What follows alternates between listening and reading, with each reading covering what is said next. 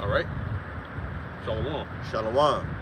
Back here once again to declare the downfall perhaps of this wicked kingdom of America is known as Babylon the Great in the Bible. As so-called Negroes and Spanish and Native Americans know that you are the true children of Israel. Okay? You are the true sons of the Heavenly Father, which is true name in ancient Hebrew, which his name is Yahweh, which means he is, where he exists, where he to be. And also likewise the name of his son as well, which his name is also named, and which his name is Yahweh Shai, in whom these people inwardly call Jesus. Okay, and the name Yahweh Shai means he delivers names. And just how the name Yahweh Shai implies, which one again means he delivers and he saves, he's going to deliver and recover the nation of Israel, starting with the hopefully elect. Okay, those that believe in this word and those that sigh and cry, abominations that be done in the midst of it. Okay, and as well, they're ushering in the kingdom of Yahweh Ba'Shem Shai, and which is going to overtake this kingdom set up by wicked laws and laws that are against the scriptures. Okay, and again, those are the names Yahweh, or Yahweh Shai, whom we come in the stead of to teach this word, to bring out prophecy, and to bring this good news, this gospel, to members of the hopefully elect, which once again hear and understand this word and are seeking the kingdom of our Lord Yahweh Ba'Shem Shai, and all to the next world to come. And before we begin, we give all praise, honor, and glory to Yahweh Ba'Shem, Yahweh Shai, Ba'Shem Wadash. Also as well, double honors to the apostles and the elders of Great Millstone that continue well to this very day, that is continually being a block through the spirit and power of Yahweh Ba'Shem Shai, and continuing the legacy of the apostles and the prophets of old that have also taught the word of Yahweh Ba'Shem Shai, also ushering in the coming of the kingdom of Yahweh Ba'Shem Shai, and continue to do so in this time, being reincarnated and regenerated in this time as well to come back and do this work again for the name of Yahweh Ba'Shem Shai. And also as well, Shalom, much honors as well to the hopefully elect. This is Akin Tazadakim, the righteous brothers that are all setting their hands to the plow, and also furthering this ministry and continuing the work as well, to also assist in bringing back the elect as well, the other members of the hopefully elect, and also ushering in the kingdom of Yahweh Ba'Shem Shai, and continue to do his work in all faith, true sincerity, and also in all charity. Okay? And again, man, you know, we're back about the coming dangers, about the times of trouble, especially it's spoken of in Daniel, the 12th chapter, and also as well Jeremiah, in the scripture where it speaks about Jacob's trouble. Okay, because these are things that have been foretold within the scriptures, and these are things that are going to shortly happen in the coming future, in which we are not apart from these things taking place concerning our prophet. Because as you see, DJ is on the move to make sure that everything is laid out and that the stage is set for his draconian laws to be ushered, and also as well ushering in the mandating the Seahip, which is the MOTB, which is spoken of in Revelations 13 and 16. And these are going to be the things that this man is going to perform in order, or in his attempts to have the rulership continually, or to rule for eternity. And the Lord Yahweh Ba'Shem Shai has already have a reserved number, the remnant that's going to inherit the kingdom. Yahweh Shai has been promised a kingdom and rulership. Okay? That's why he's been given the title King of Kings and Lord of Lords. And that's going to take place here in the planet Earth, here very soon. And this world that you see right now dissipate and disappear and be wiped off the face of the earth. And the next world to come is going to be a world which is a world where the words of Yahweh Bashim Shah are kept, and all as well, everything is going to return back to its natural state. Because as you see today, everything is weird, man. Everything is unnatural, strange, and has caused the earth to suffer anguish. That's why when you read in Isaiah, it speaks about the scripture where it speaks about the earth languishing and faded away. And as well, it says that the reason why it's languishing and fading away is because the words of Yahweh Bashim are not being kept. All right, that the covenant with the earth has been broken by this man, because he's not honoring the land habits. He's not honoring life or the scriptures or the word when it comes to life. All right, or should I say the law of life? Because the laws pertain unto life. It pertains unto living. You know, it pertains unto living a full day. You know, that's how you live. Continue to live. That's how you live for eternity. But when you have a rulership like Babylon, death is introduced. Okay, and death is, but the Lord is going to do away with all of that, and bring light and bring back life once again. Okay, starting with the nation of Israel, which the remnant that comes out of Israel. All right, but all these things have already been spoken of in before the foundation of the earth, and we're about to approach that time very soon, man. But before that time comes, first there comes adversity. That's why when you read the scriptures, it says with much tribulation to the kingdom. So that tribulation's got to come first, man. In which that is the Lord bringing about God's wrath, pursuant to Revelation scripture, where it speaks about this man who's going to come down with great wrath, knowing he have but a short time. Okay, so in that time is vastly, and like we said at the beginning, you know, Daniel the 12th chapter, that's going to witness the time of trouble, which has never been since there was a nation, like it says in Daniel. Okay, and at that time, the ones that are going to be sought after or be hunted down are going to be the members of the elect, because we are set to inherit the world to come. Okay, we have remembered ourselves. It says in the scripture, all right, in the book of Baruch. Okay, we have remembered ourselves, and now we are eligible to receive the inheritance, because we remember who we are. We know what our identity is, man. And now we are able to stake our claim, so to speak, which is the planet Earth, okay, along with Yahweh Shai, with us being joint heirs, okay, and also as well because we are in direct opposition to this man's agenda, in which that agenda centers around him being revered as the Most High, pursuant to 2 Thessalonians, the 2nd chapter.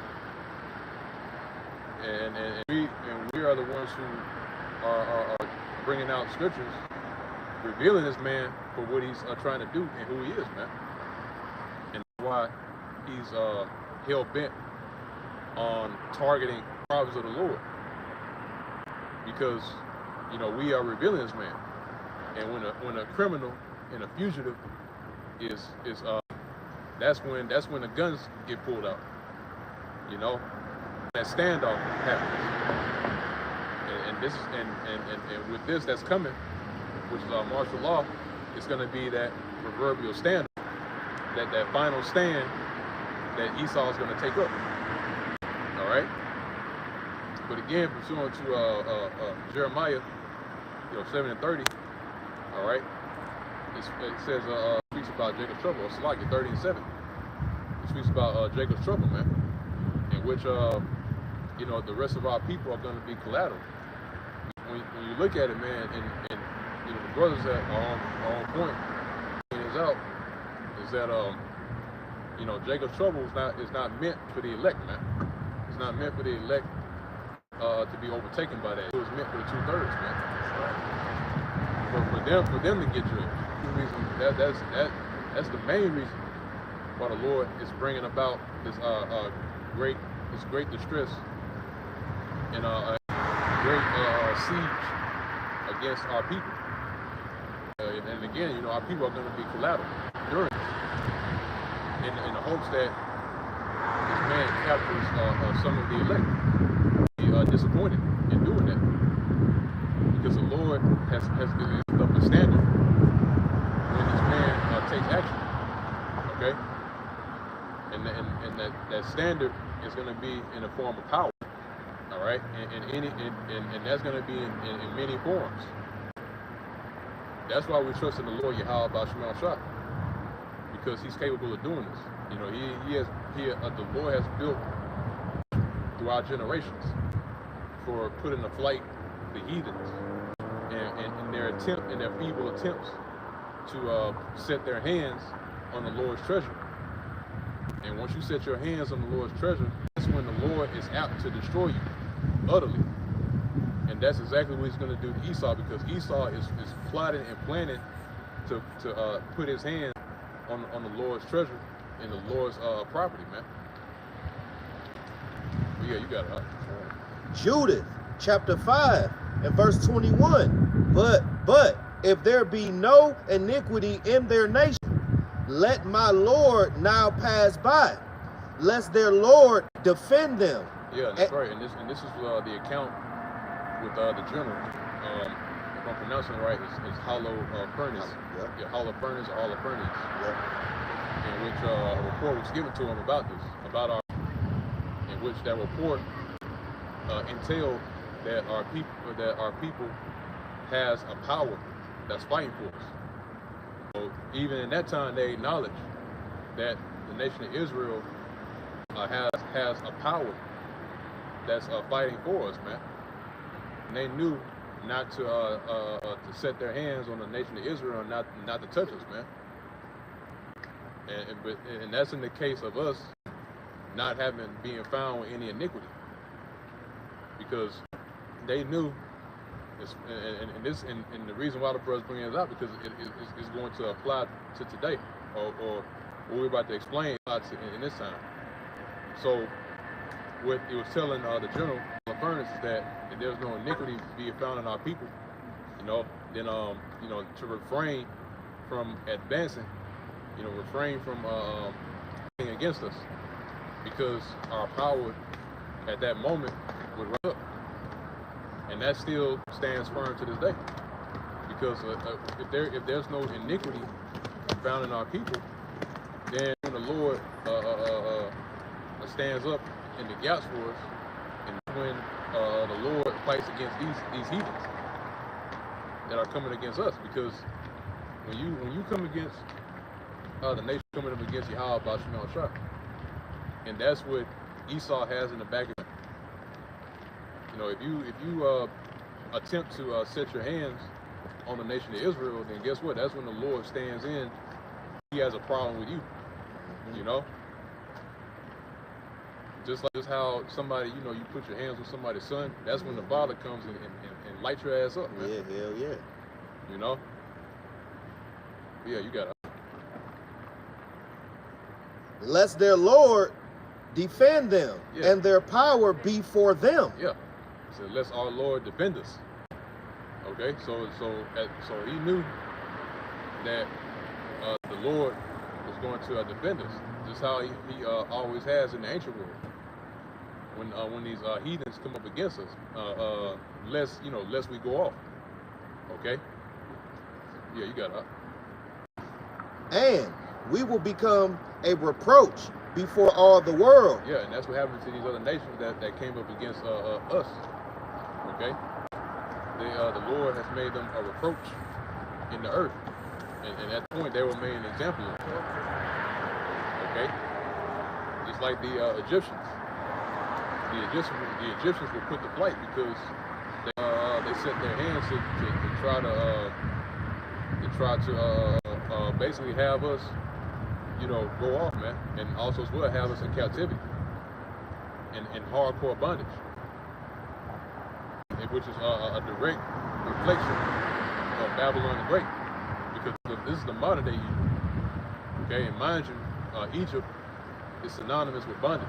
That's where you have the word matazar, okay, which means what? To be bound, to be captured, to be imprisoned.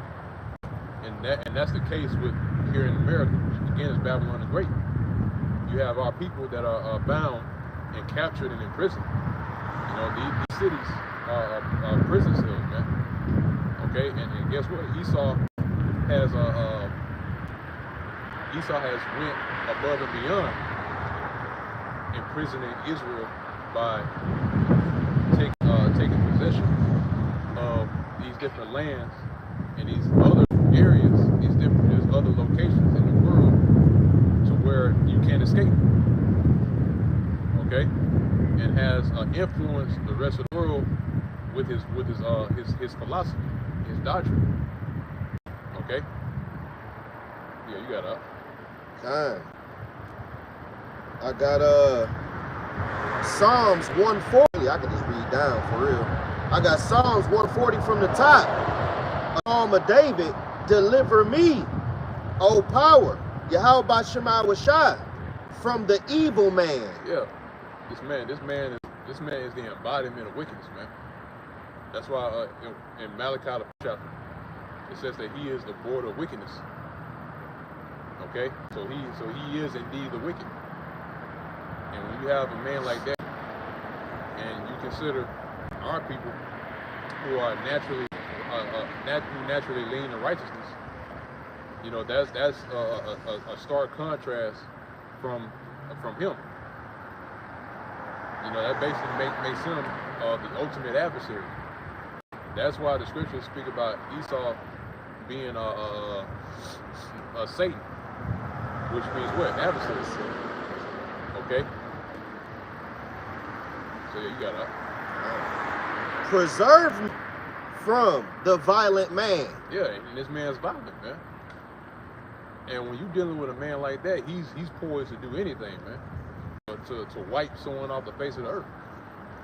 And he has done that systematically by way of this current world that he has concocted and created to basically to have Israel fade away by way of his institutions, by way of his laws, and also as well by way of influence. Yeah, entertainment, gun, and which entertainment is a big thing, to which Esau used to corrupt our people even more to the point we're completely destroyed, man. It's that, and it has always been that same rhetoric that Esau has to do because of the blessing, and because his birthright has been taken away, which really he gave it away. Esau, you were the one that gave away your birthright. Yeah. And you still attempt to destroy your brother Jacob, man, after the fact. So the Lord now is poised to destroy you off the face of the earth for attempting to do that, man, attempting to murder your brother once again, just how you murdered your brother Abel. Okay? Yeah, you got up. Oh, he also will. The scriptures speak about him being a violent man. This is how he gains. This is how he makes his gain. This is how he obtains. This is how he rules. This is how his rulership is ran, and this is how he gained the rulership. It's by way of violence, man. This man's history is littered with violence and bloodshed, And that has followed him all the way up until this point now, to where he's shedding blood. You read in Ezekiel, I believe it's the 31st chapter, it speaks about him, blood being, blood pursuing him, because he has not shied away from shedding blood, man. So now blood is pursuing him now, okay? Because this man, he has a bloody history. Especially when you go back to Cristobal Colon, which the people know as Columbus, man.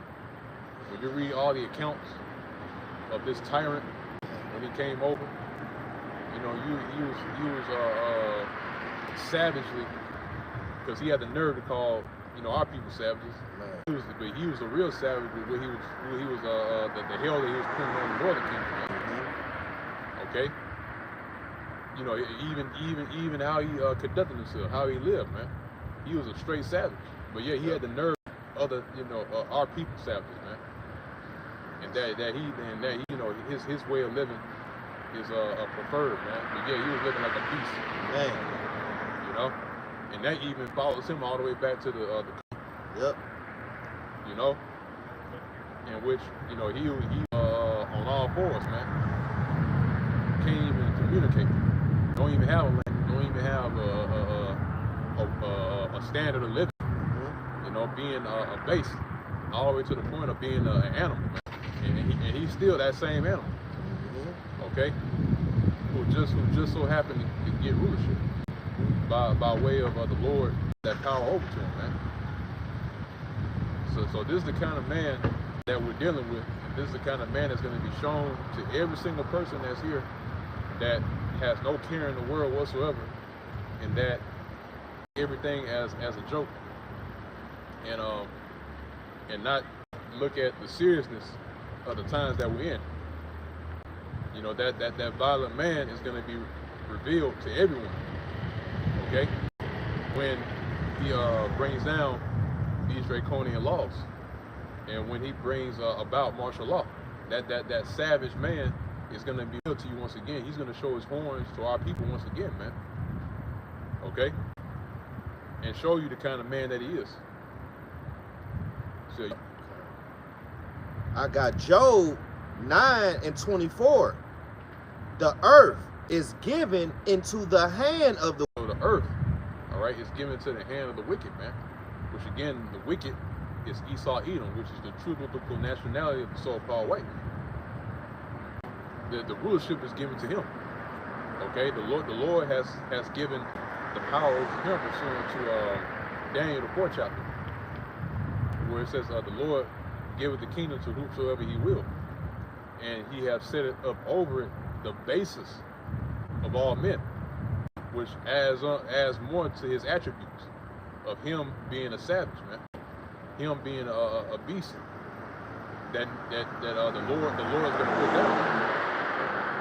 Okay, so like the brother earth, the rulership, this current kingdom that you see, right, that's set up in the earth today, is given to the hands of the wicked, which is Esau Edom, man. And that is his lot in this story that the Lord has authored and scripted. He plays the role of the antagonist. He plays the role of the evil genius in this current movie, man. Dr. Evil, man. I was thinking about that. Yeah, this man is literally Dr. Evil, man. Yeah, he is. Yeah, bald head and shit, bald man. Scar, man. Thinking about how to rule the world. Yep. All that for $1 million, man. Yeah, just man. it reminded me of Pink in the Brain. Yeah, oh yeah, man, yeah. Brain, Pink was like, what we gonna do, bro? Like, we always do. Take over the world. Take over the world. And they never took over nothing, man. Yeah, man, and Esau not gonna take over, man. Just like you point about, about Sleazy E selling his birthright. And with this whole digital renaissance, it's like he's trying to create his own little birthright. He's trying to create an artificial salvation, like an artificial elect. You know what I'm saying? With his little robots, that superhumans, quote unquote, he can, merge animal and human DNA together. So this devil, he think that he is, He think he got hands on Most High, man. You know what I'm saying? He think he is the creator, you know? But he is nothing but a creature, man. You know, he's just a mere man. He's just a human. You know what I'm saying? He is not a power, man. All right? So all of the technology that was given to this devil, all right, to have this digital infrastructure, all right, that was given to him, man. All right? And I got the word hand in the blue letter. Is Strong's H 3020 Yad, which means strength, power, side of land, all right, portion, a sign, monument, part, fractional part, axles, trees, axle, a phallus, a hand, meaning unsure, indicating power, direction. All right, so look, man, you know what I'm saying? The world was given into the hands of Esau. Okay, really, ultimately, all right, you know what I'm saying? To the Lazarus and rich man parable. Okay, Esau is only in power just to show us how not to rule, man. All right, this devil, you know what I'm saying? He has the worst, all right, in the history of rulership, man. All right. So ultimately, him actually being in power is setting us up for eternity, because the scriptures say what? Esau is the end of the world, and Jacob is the beginning of it that followeth, man. You got it, huh? That's right. And just to break that down further, basically the earth is given to the hands of the higher ups. Basically, it's given over to the hands of the Spartans, the Amalekites, okay, the Khazars. That's who has the power in this world, because the rest of the nation of Esau, they're just living in it, man. You know, they're benefiting from this rulership that's here today, okay. The whole nation of Esau, this is, and the ones that are at the top. Once again, like we said, are the small hats. And those are the ones that are calling the shots. Those are the ones that are creating these pieces of legislation in the world today. That's who that hand represents. And like you brought in that definition, means power. So to have power within the nation of Esau, which is the wicked, those are the Amalekites. Okay. So the earth is given over to them. And mind you, it says the earth is given. They didn't take it. All right. They didn't, forcibly did it by their own power and their own might and wisdom. We brought out last weekend in Ezekiel. On his own, man. No, the earth is given to him. Okay. It's been given to him for a certain purpose, to fulfill prophecy, man, and to fulfill their lot in scriptures, okay, to fulfill their lot in prophecy. That's the reason, or those are the reasons why the Lord has given the earth into His hand.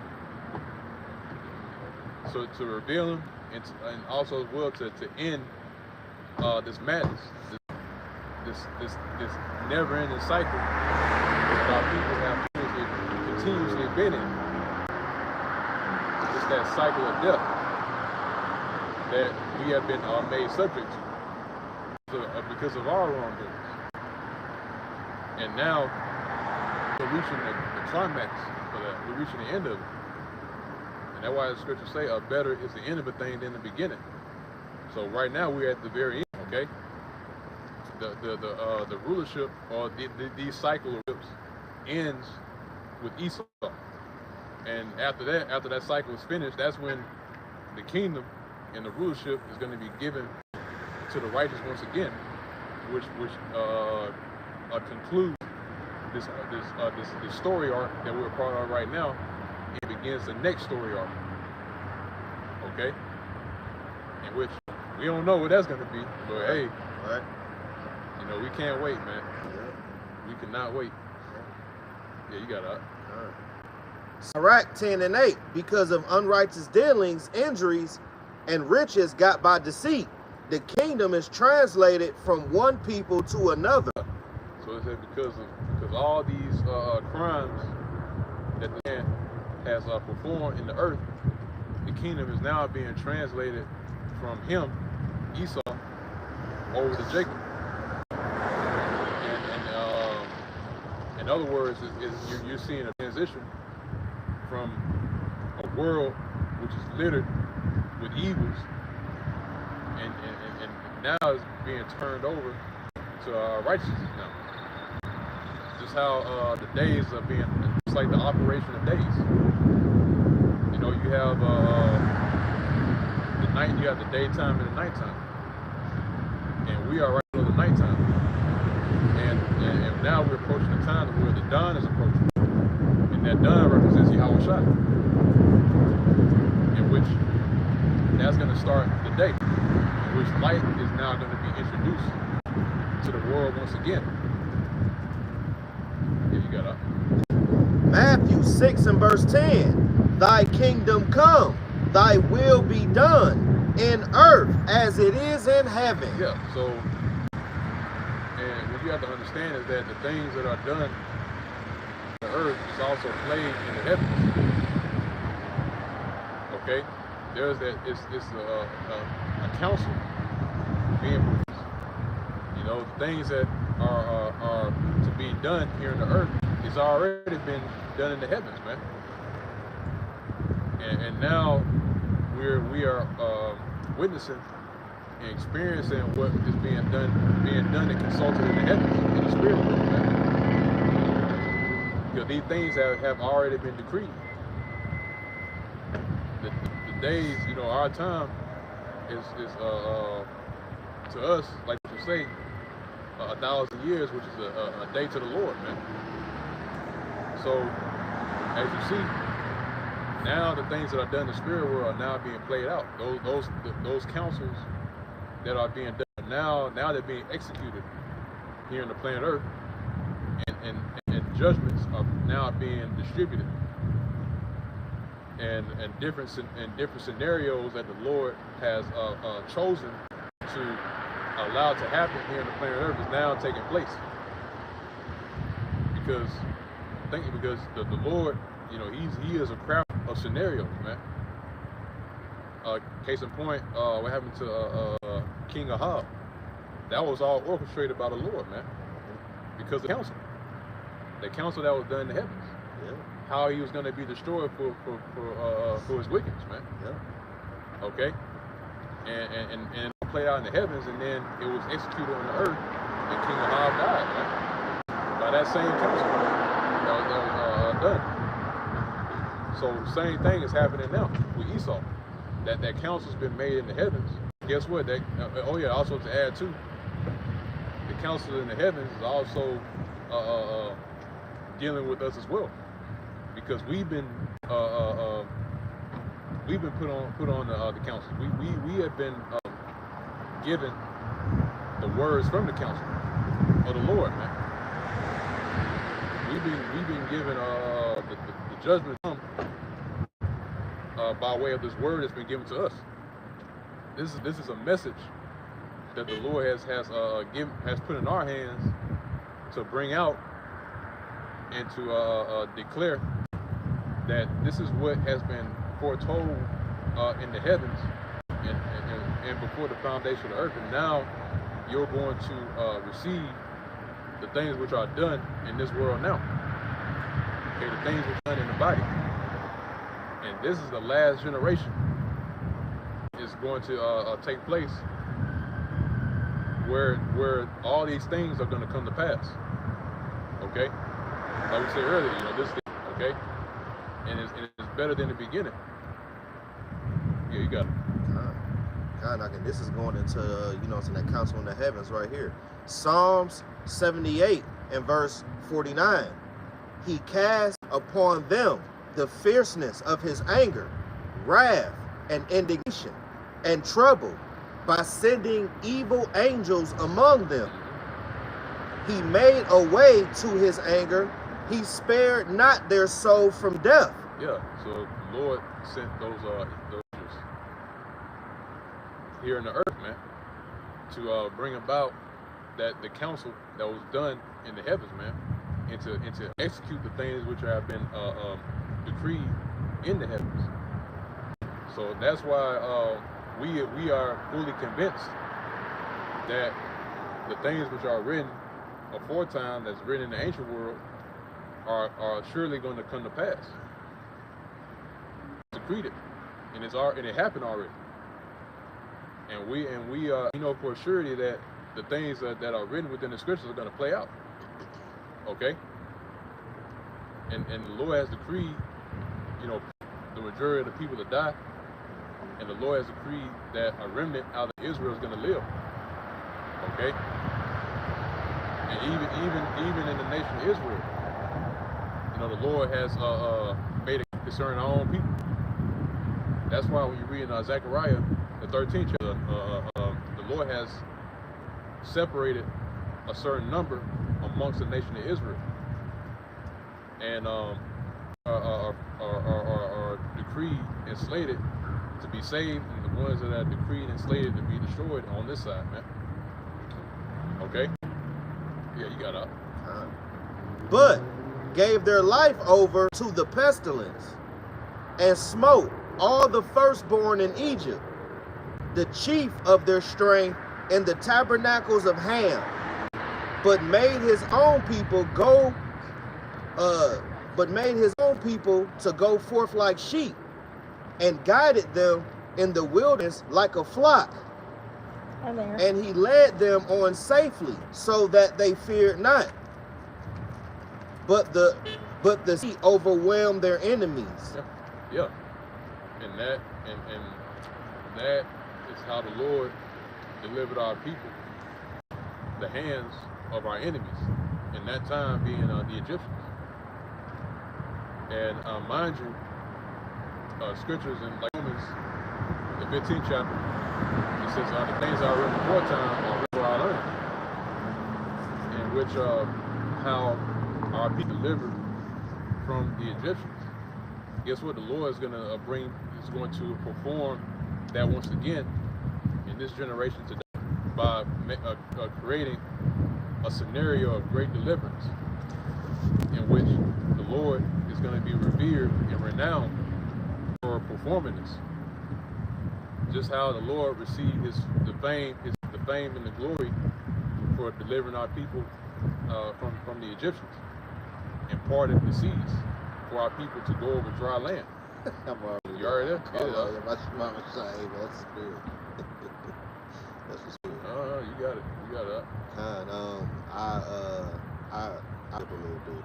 I'll go right here. Exodus 14 and verse 11.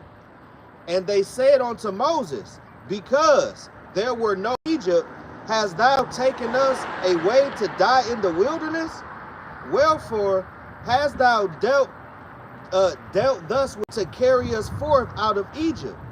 Is not this word that we did tell thee in Egypt, saying? Yeah, and that's why, like we said earlier, that's the spirit that we spoke about, that separation in Israel. Because here it is, you got that playing out even now about those murmurings and those complaints and backbitings by our own people because of the conditions, man. But also as well, not having faith. That was a result of our people not having faith in Yahweh Bashar Shah. It's like you think the Lord's lying, man. Like you think that the Lord Yahweh Bashar Shah is gonna tell you you're gonna be delivered, but yet deliver you in the hand, destroy our people. Deliver you, but deliver you in the hand of your enemy. Right? Yeah, like something like that, man. That those murmurs they're being played out today. Yeah. Because the prophets of the Lord have returned and bringing this message to our people once again, but those same murmurings and those same backbitings are being done once again, man, because those are the same that have continuously fought against Yahweh Bashar Shah, not against his will. Because they have trust issues.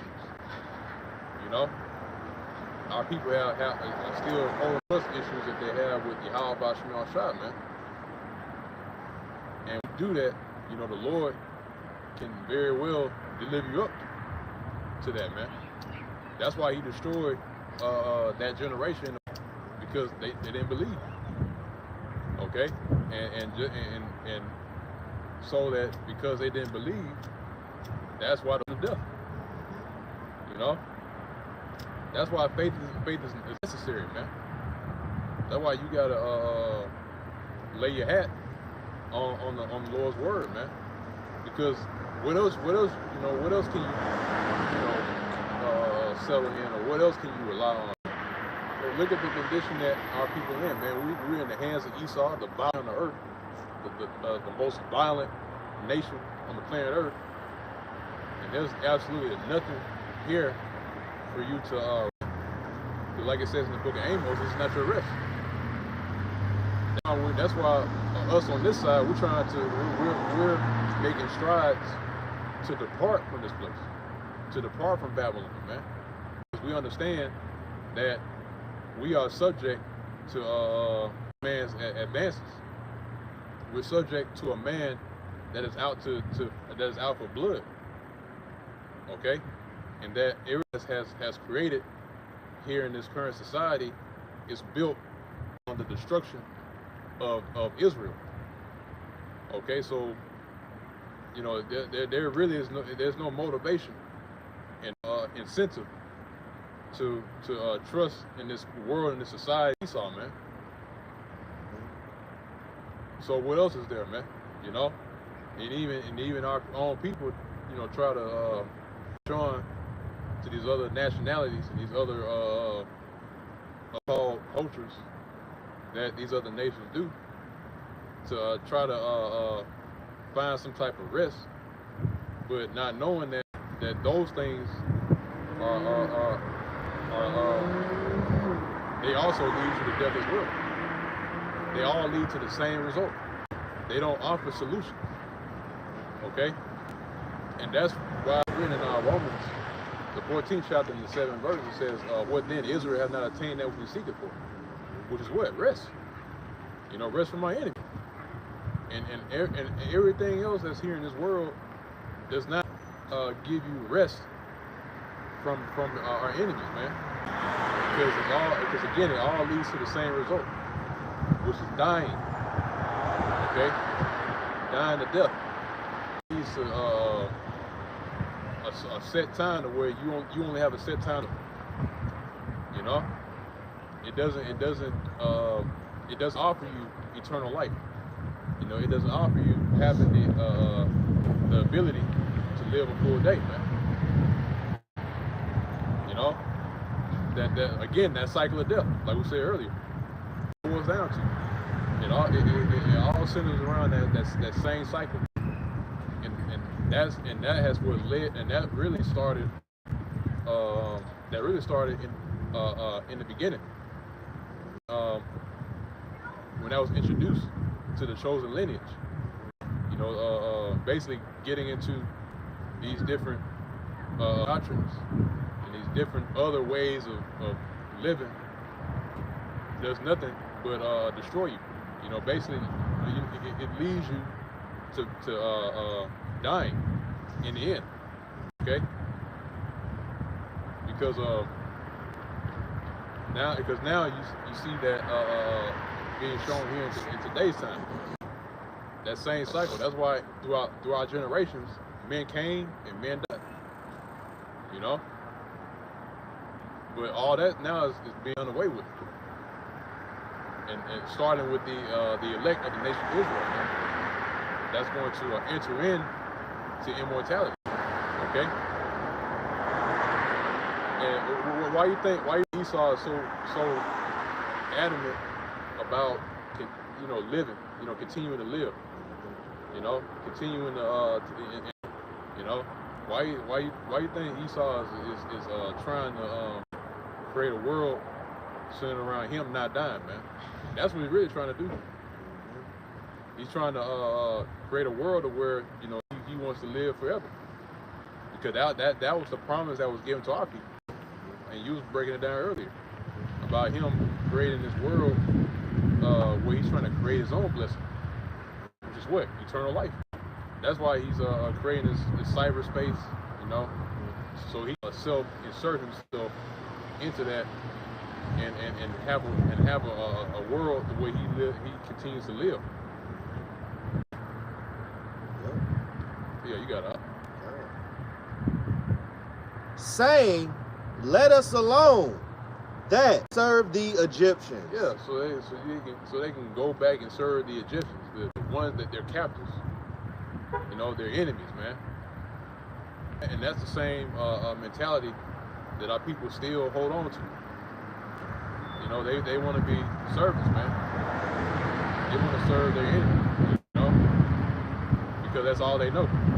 That was the same case with Israel back then, because that's the only world that they know is Egypt.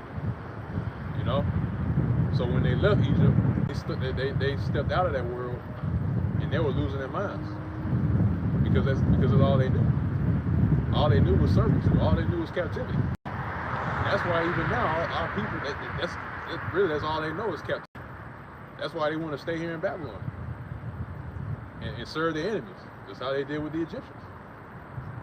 Because America is all they know. Anything outside of America, they lose it. Okay, so that's why when this word is introduced to our people once again, they look at it as strange, because America is who they are, and that's what's going to lead them to taking that sea up as well. Because this all right.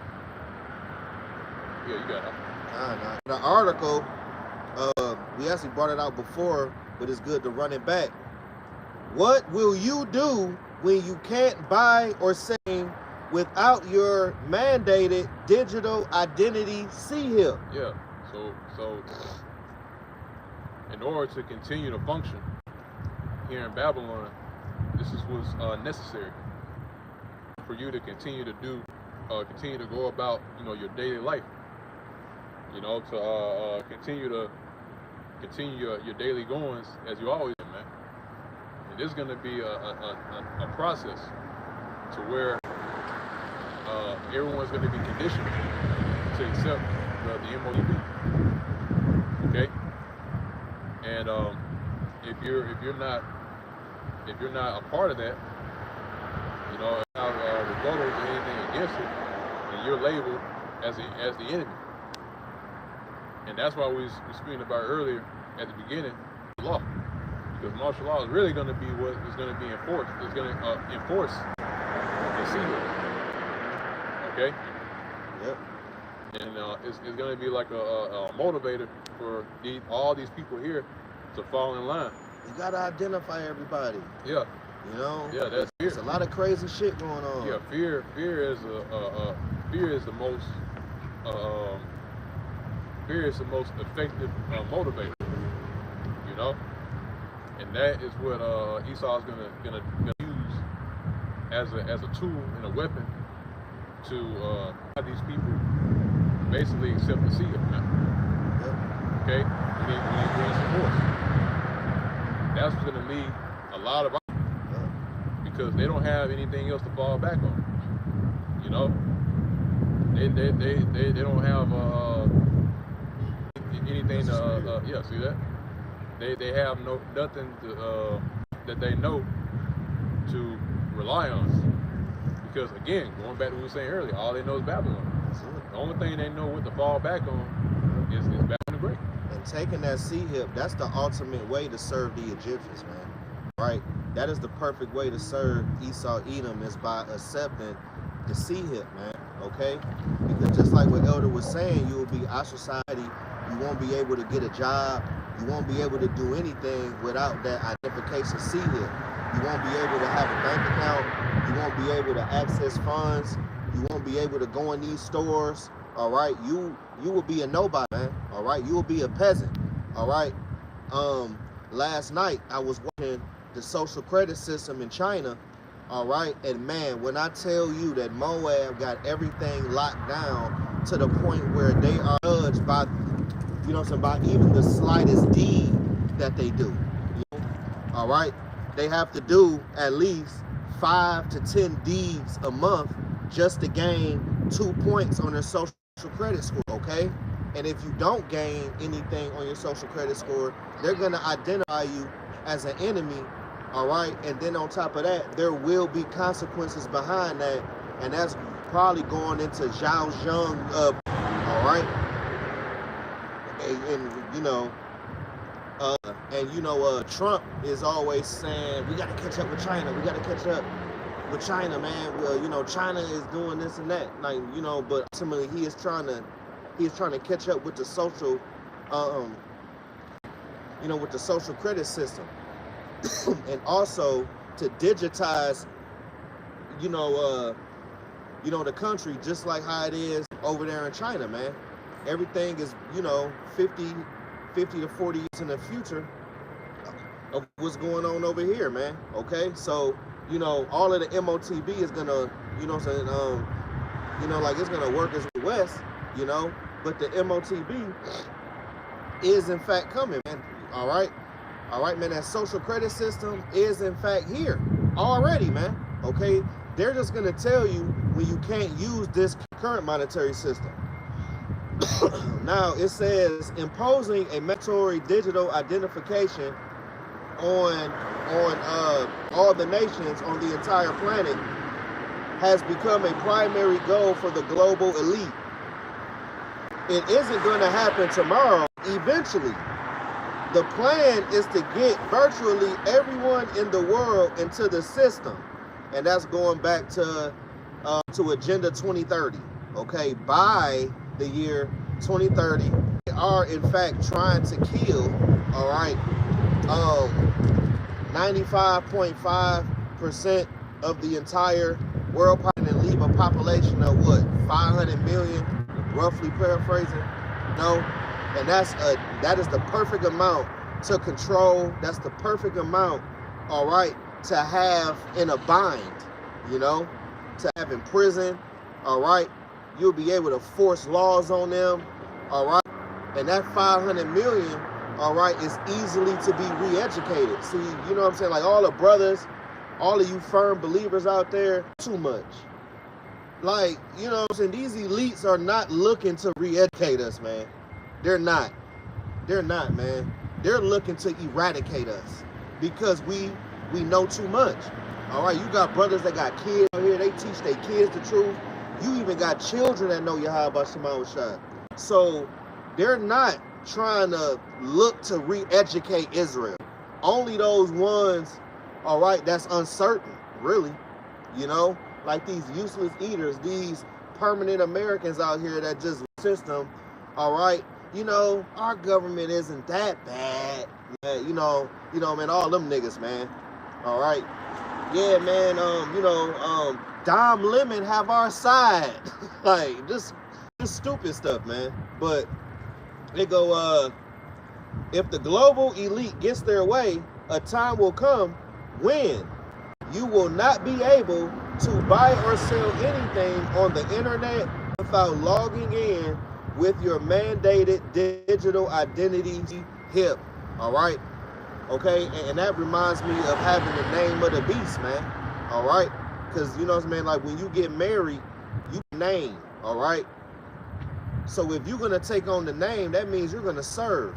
All right. You will have a bond. You will have a you know, so you will be a permanent servant, man. All right. So like all of the Israelites that get the MOTB, you already showing Yahweh Shema Shah who you worship. All right, because this is a badge of servitude. All right, you want to be a part of this society. You want to keep Babylon, so you go and you take it. That's what you showing the Lord, man. That you love this society and that you worship Esau Edom. You know I'm saying that's like you are giving power to the image of the beast, which is the revised, you know, what I'm saying, Roman Empire. You know, and it says you won't be able to go to school, get a job, or open a bank account with a digital identity CHIP either. in essence, you will become a complete and look, uttermost outcast from. And this is the blueprint that they really got from China, man. This is the blueprint. All right, that if you know, so you don't that if you don't follow the rules, you don't follow after the, you know what I'm saying, like the regulations, because mind you, man, they're gonna have a list of laws and policy here, just like it is over there in China, man. All right, everything you do is being tracked from the deeds that you do. All right, you can help somebody and everything like that, and you can get 5 points added to your social credit score.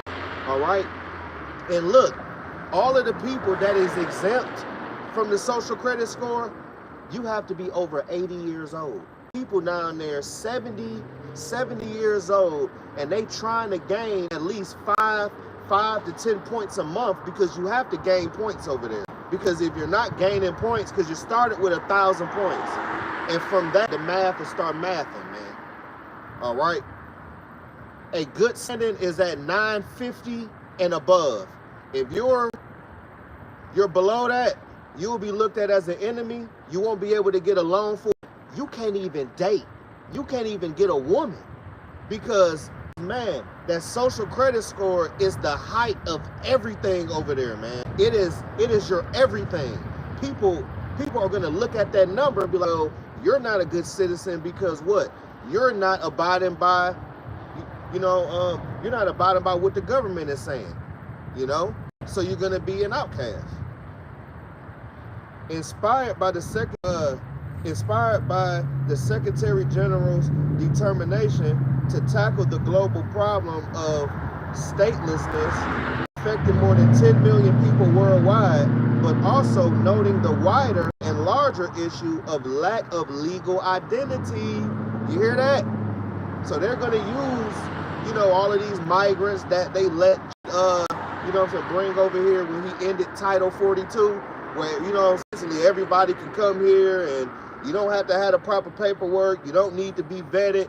If you feel like coming on over here, come on over here, man. They ended that Title 42, all right, man, to start all this mess. You got millions of people over here, and this is the perfect, it's the perfect cause, and they have the so-called perfect solution. Yo, we need to identify everybody because, like at this point, man, the country is compromised. We don't know who is who. You got to get chipped. You got to get it to where we can identify you are a citizen or not. That's going to be their little narrative that they're going to use, man. All right. But ultimately it's to track you. But ultimately it's for you to serve. All right. Serve Babylon the Great. For you to serve Esau Edom. All right. All right. Because mind you, man, this devil, he want America to live on for generation after generation after generation on from, through their lineage, man. That's in the script. That's in the book of Psalms, man. All right, they always talk about that, man. All right, so this devil is trying to pass on what he accumulated. All right, man. He already have he's on time, man. He got a salary cap, man. All right, he isn't gonna, he isn't gonna prevail. He isn't gonna see hip the entire earth. That's what he want to do. He gonna get a lot of 2/3 Jake, man, but he ain't gonna get everybody, because Yahweh Shema Shah is gonna put what? A monkey wrench in their plan. He is gonna destroy the efforts of Esau Edom, man. All right, these damn these small hats. But it said the issue of lack of legal identity. The Secretary General's in January 2018 mandated the Deputy Secretary General convene UN entity developed in the collaboration with the World Bank Group, a approach to the broader issue of the registration and legal identity, to operationalize the Executive Committee and Interagency Coordination Mechanism. UN Legal Identity Addenda Task Force was established from September 2018, where 10 UN agencies under the chairmanship of the UNDP, UNICEF, and the UN Department of Economic and Social Affairs are working together to try to assist member states achieve the SDG target 16.9. So this is a, you know, this will be a collective, collaborative effort to push this thing, all right? Because when Klaus Schwab did his little speech, he said we need to find an opportunity, you know? So this devil is with a sense of urgency, man. All right, so Lord willing, it's this year, Lord willing, all right? But you got it. Yeah, and getting out the info. You made a beautiful about, you know, that being implemented just so, you know, people can continue to serve and continue to be a slave. You know, and basically that comes at a cost.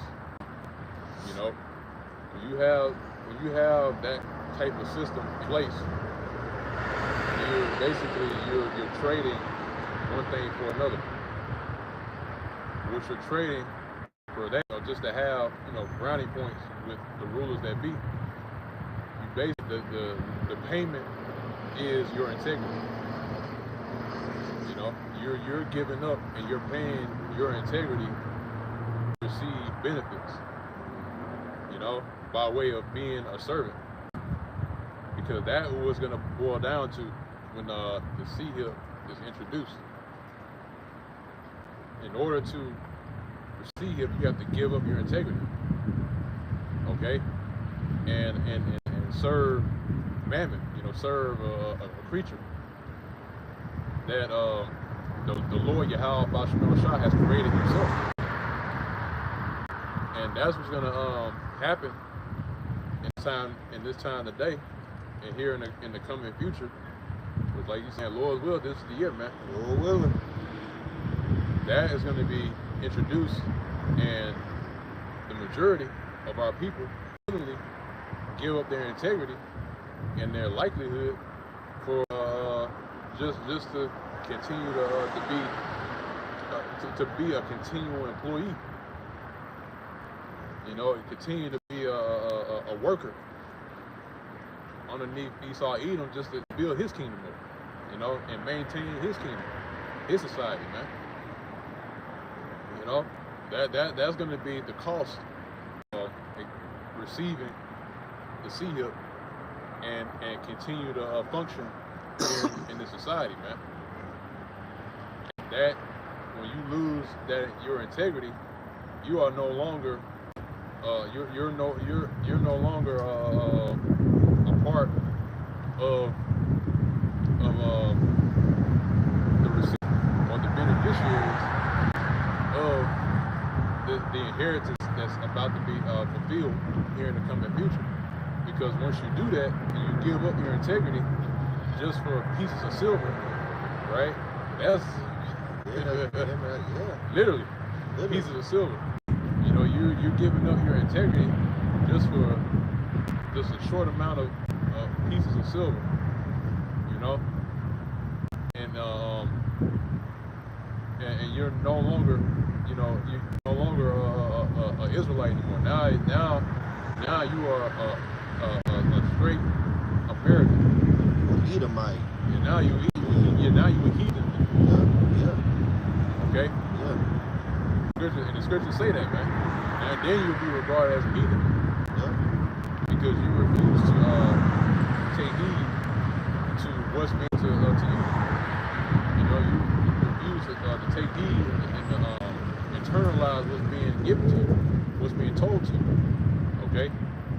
Which what we're telling you right now, what the men of the Lord are telling you, which are the men of great millstone, started with the apostles and elders.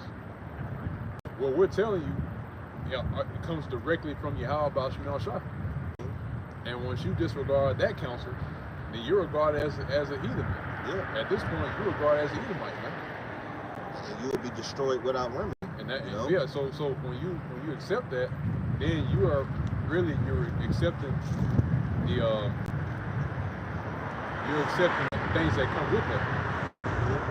You know, if you're regarded as a heathen, then guess what? You are also accepting the judgment that's come behind that, man. Other heathen. Okay? Like Like they you want to said. partake in the judgment. Yeah, exactly. You know, like So- they want to participate. So that's why when the seed is introduced, a lot of our people are going to be willingly taking it, man. Okay. So and that's going to show what their allegiance lies on, man.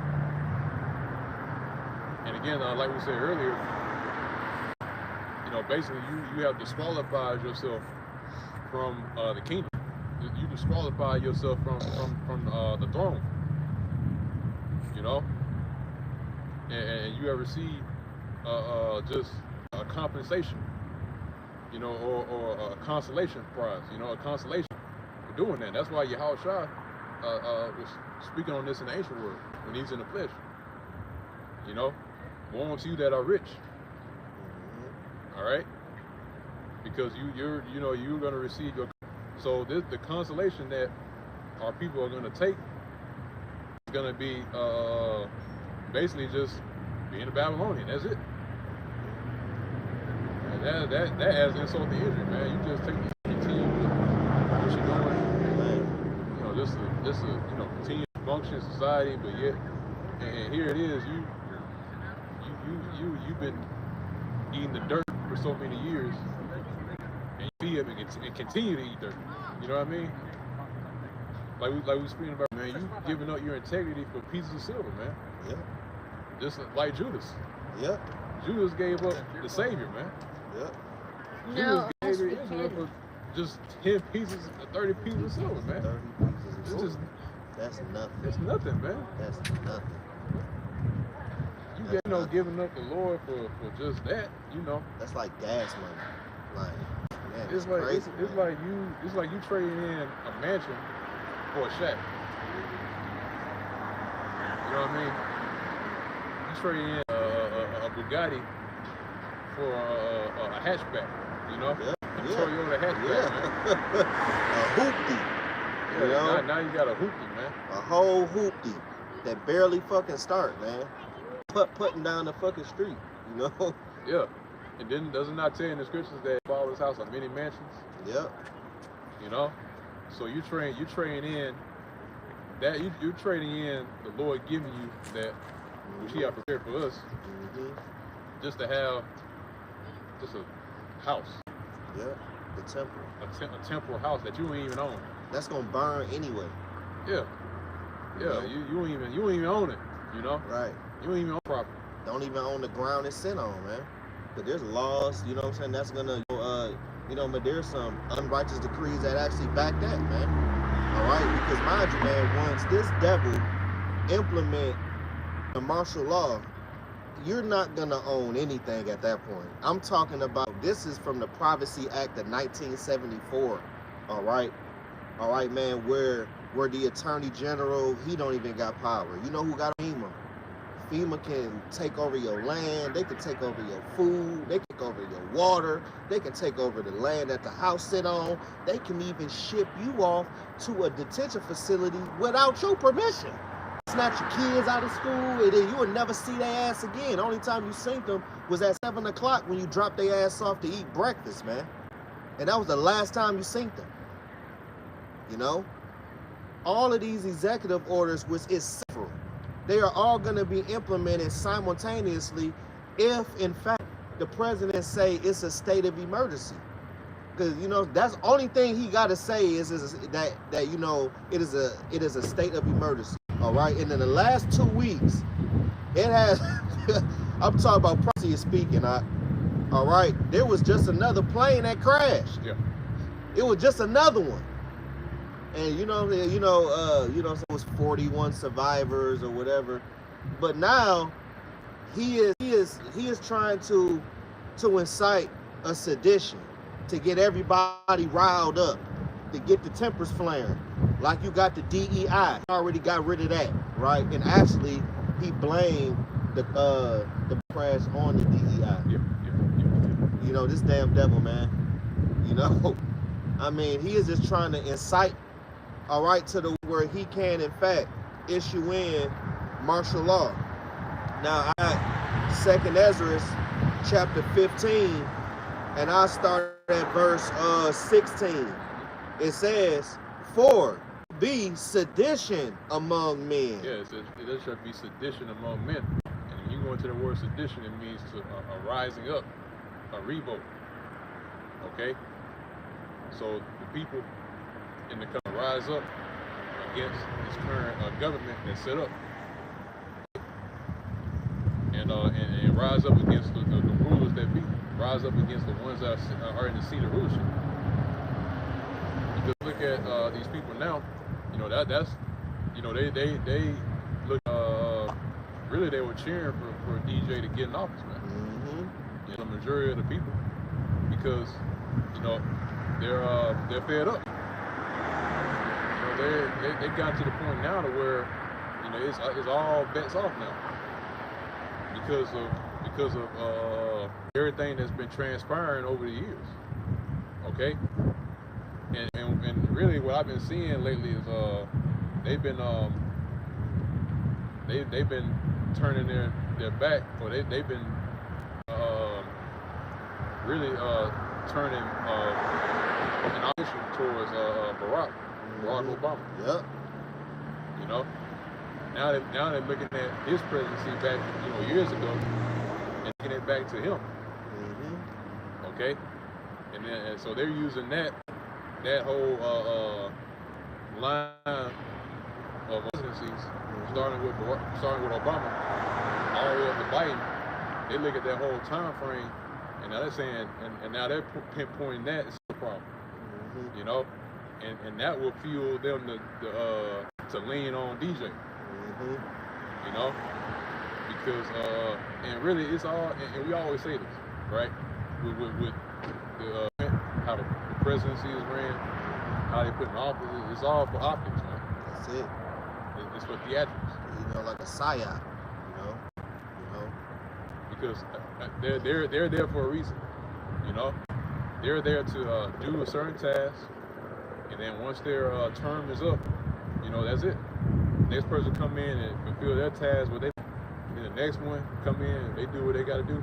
And this is going all the way back to the previous president back in, during I want to say the 50s, 40s. All right, it was a whole basically each president that came into power, they all had a task to do during their terms. Yep. Okay. And usually they will choose out, you know, who's going to be the best one to carry this out. And that's why they chose, you know, Obama, Biden, they chose, you know, DJ to do this, you know, because it was all set up for this time now. So that, which drives the people to, you know, basically to fall in line, so to speak. Okay? Which that's really that really in itself is the biggest form of influence when it comes to how these people, you know, what they accept and what they don't accept. Okay, so that's why now these the people that you see, they are now into the spirit of sedition because of what the previous presidents have done, which led the people to react in the way they are now. And this is leading them to what the brothers reading about right now, that's sedition. Yep, and that's that Make America Great Again, you know? Yep. You know what I'm saying, man? That's the part of it, all right? Because, you know, his biggest slogan is Make America Great Again, you know? And how in the hell can you make America great? By putting Jake in chains, man, all right? That was the heyday when they didn't have to work. They didn't have to do nothing, all right? They can just basically just exist, and they, you know what I'm saying, they'll have taskmasters and stuff like that, and they will do the bidding, and they'll do basically everything for devils, man. They really didn't have to do nothing, you know? All right? But in the kingdom, we gonna have taskmasters, man. We not gonna be doing nothing like that, all right? We're gonna oversee and make sure stuff is done and make sure the kingdom is being brought up in a timely fashion, you know? But shit, man, we gonna have taskmasters, man. All right, King Solomon had taskmasters, you know? And all that's coming back, man. But we gonna have our kingdom in righteousness, man. We're having in a new earth, man. And look, it's gonna be here, man. All the buildings you see around this, man, this is gonna be nothing, man. This is gonna be a memorial, man. This is nothing. You know, this is gonna be a desert. All right. Okay. And we're gonna build up the kingdom, man. All right, in 1,000 years. And after that, Esau, man, you gotta go ahead and walk the plank, homeboy. You know, because y'all did enough.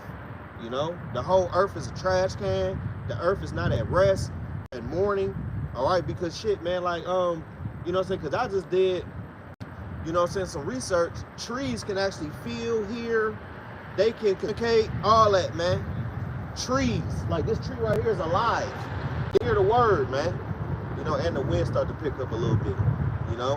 How you know, man, that Yahweh Shema Washah is the living power. Everything around us is living, man. This devil killed damn near everything. He called it deforestation, man. Where he just cut down trees. Cut them down and we use trees to breathe.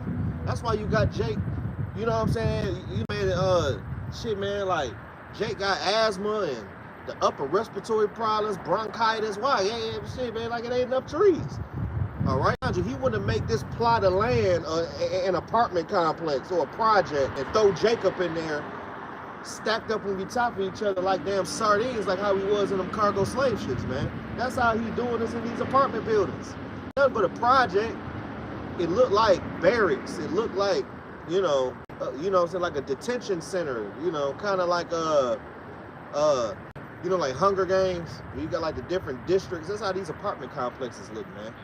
All right, all this used to be trees and everything, you know. It says right here, for there shall be sedition among men, and evading one another. They shall not regard their kings nor princes. Right? So they're not gonna care about the local officials or the government officials. It's gonna be complete anarchy, and they're gonna take the laws into their own hand and power. First one draw, later law, you know? And it was kind of like that in that movie, Book of Eli. It was like that, you know? First one draw, later law. Everybody was literally meeting each other with firearms in their face. That's how it's gonna be, man, right? You're gonna meet people with firearms in each other's face. That's if you have one. Or who knows, man, they might have a firearm in your face. Who knows, man? It might be in my face, man. I don't know. But all I know what? They should not regard kings nor princes, and the course of their actions shall stand in their power. So how can they get power over? First of all, Esau, he liked to sit back and watch people kill each other. What Esau liked to do. And then after that, he'd come in and go ahead and do some regulate, go ahead and get the rest and start, you know what I'm saying, like locking up this person, locking up that person. But the first initial, he just gonna sit back and just let it play out until crazy. That's when he gonna, you know what I'm saying, go ahead and step in and start locking people up and start doing Y and Z, man. Because that's what that devil do, man. From the riots in the 60s and all of that, man. He let all that go down. And then when it come in the ass end of it, it start going to get, you know, all of these National Guard guys and all of that to try to restore order. But he was the one that let it happen. Just like the insurrection, so-called, at the house. It was police at the front door letting people in there. And somebody still got shot in the face. You know what I'm saying? Man, it was a lady, man. She worked there or whatever. She got shot all in her damn face, man. They let it happen. You know? And that little insurrection was nothing. That was nothing, man. That was a whole lot of CIA, FBI agents, paid actors. All right, you know, crisis actors is what they call them, man.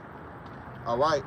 So a lot of them was paid off, and a lot of those, man, that was in that insurrection in the White House, I believe, was it 2020? I think it was 2020 or something like that. Kind. And it says, and the course of their actions shall stand in their power. A man shall go into a city and shall not be able. That is the correction right there. They are going to shut it down. It's a state of emergency. Stuff is too crazy. Hey, man, this house rules for grown folks. And if you're catch outside of the vicinity or, you know, it's in a proximity house, you could get corrected with death. You know, Because a lot of people, because mind you, man, because once he do this martial law, he is not going to. You better comply or die. One of the two.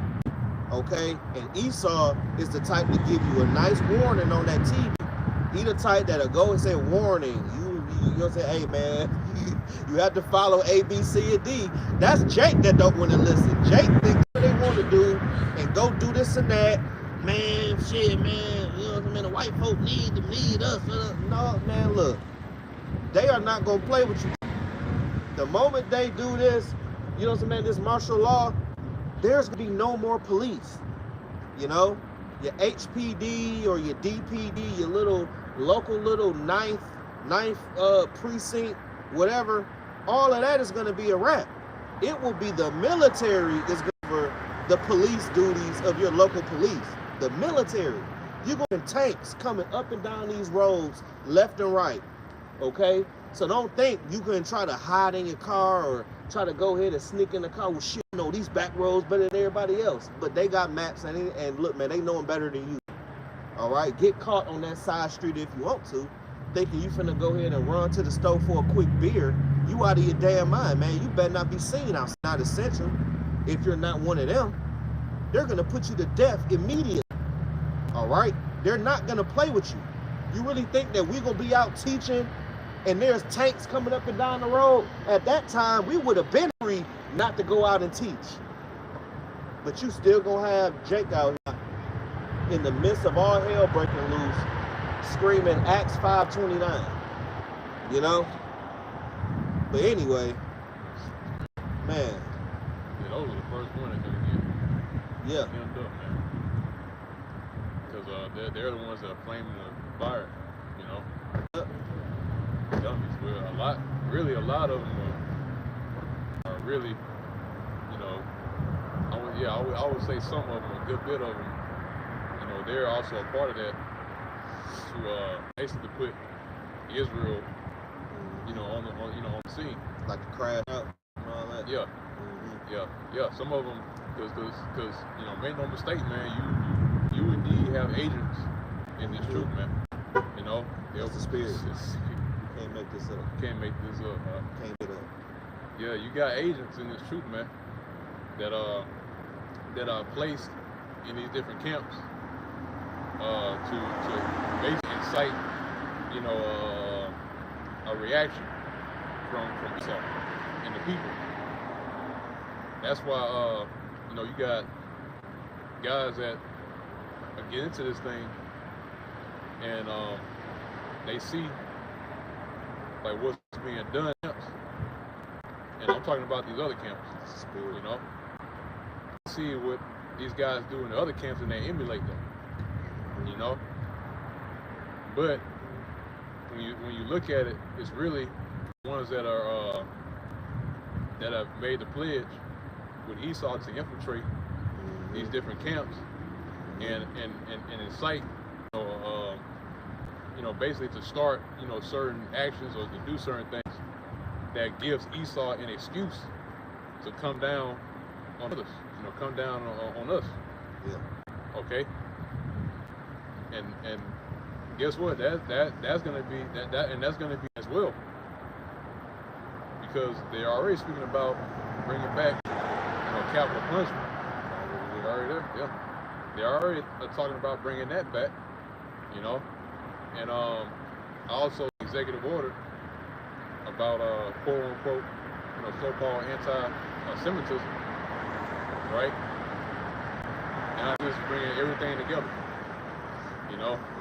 And they're gonna use these actors that's amongst these camps to give Esau an excuse to come down on us, man. Following through on the executive orders being put in place. Okay. And because you have to understand that when it comes to, you know, the other camps, and when you look at Great Millstone, you know, basically it's one against another, because you have us that relies on wisdom, that prefers wisdom, You know, we understand what's at stake, and we understand like what position we're in. We understand, what is required in order to make it to the end. But when you look at the other camps, you don't see that. You don't see wisdom being displayed. Okay, because Yahweh Shai, Yahweh Shai is known is the embodiment of wisdom. Okay, and so if you don't have wisdom, then we already know that Yahweh Shai is not dealing with you. That's right.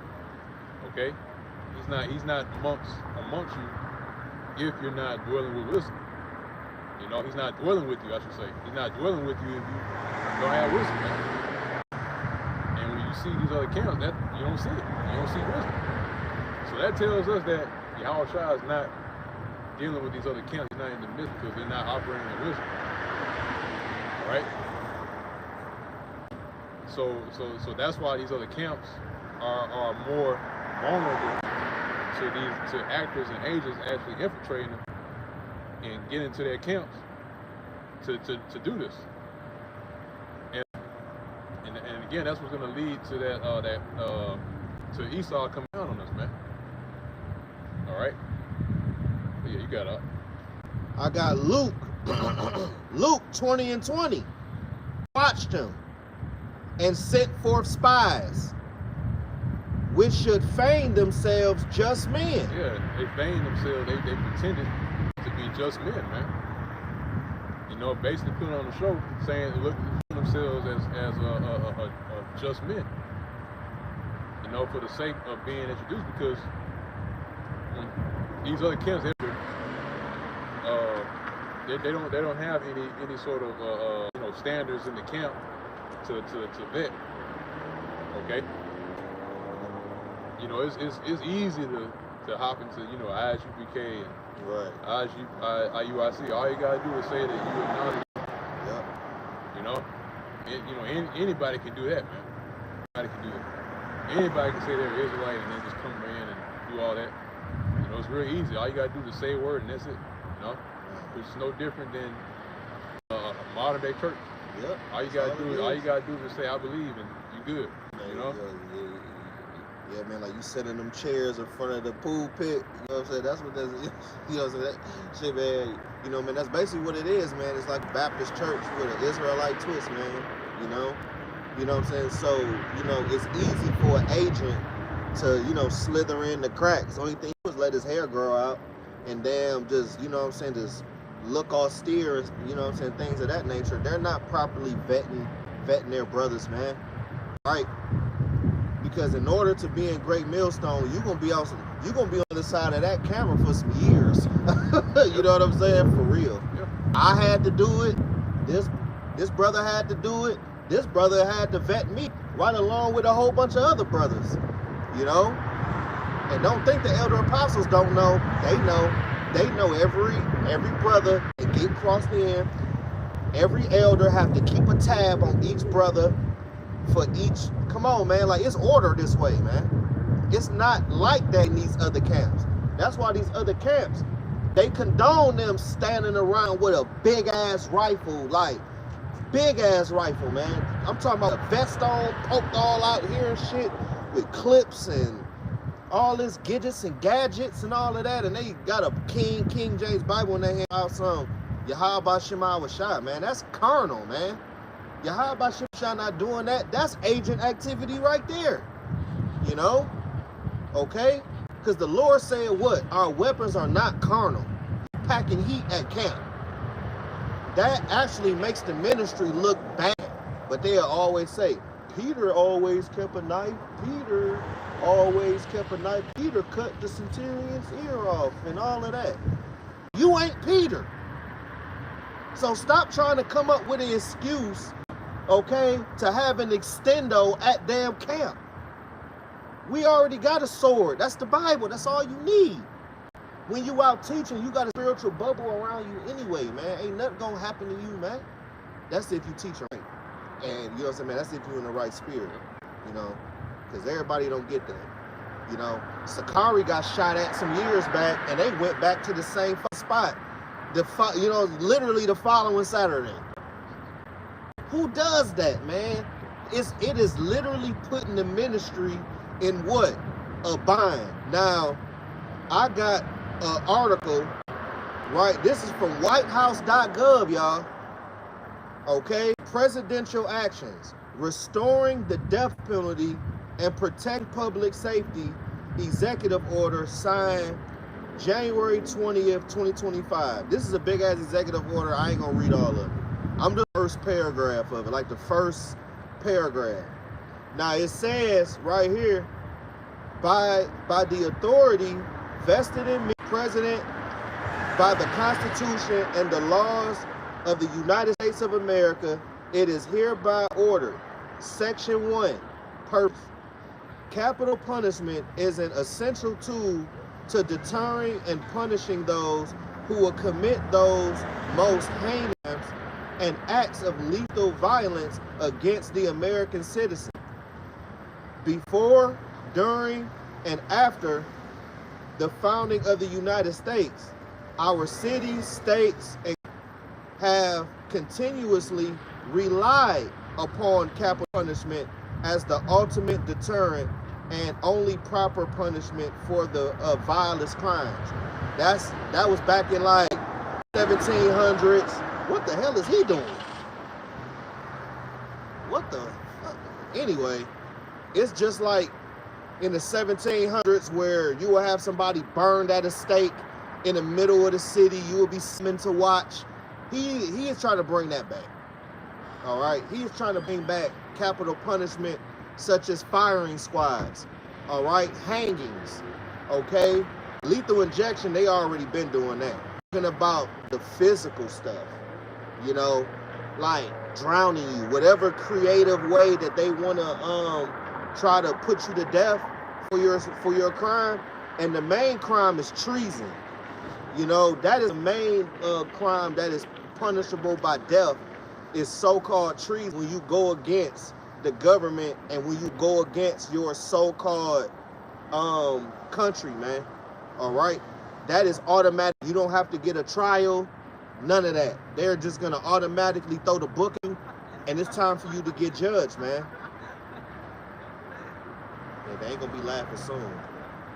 But it says, over here reading about the death penalty, and they over here dumb as hell. But it say, our founders knew well that only capital punishment can bring justice and restore order in response to such evil. Yeah, that's that fear.